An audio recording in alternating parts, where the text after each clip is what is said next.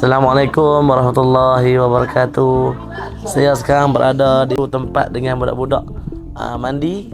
Jadi hari ini budak-budak tak dapat mandi tengah hari ataupun hari seterusnya kami tak mencukupi air untuk kami mandi untuk pengurusan diri anak-anak di sini.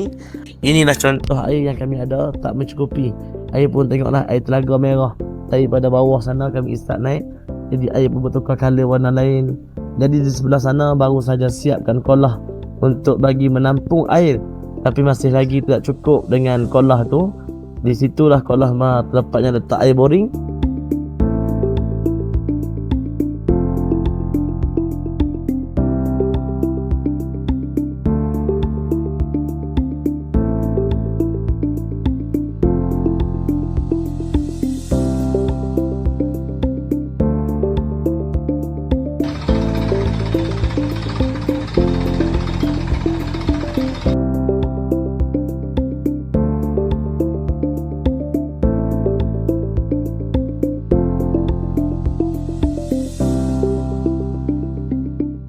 Assalamualaikum warahmatullahi wabarakatuh.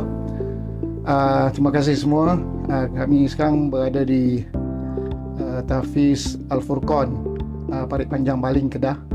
Ini antara projek air hasil sumbangan daripada tuan-tuan dan puan-puan. Air ini bersih. Sebelum kita salurkan ke sini,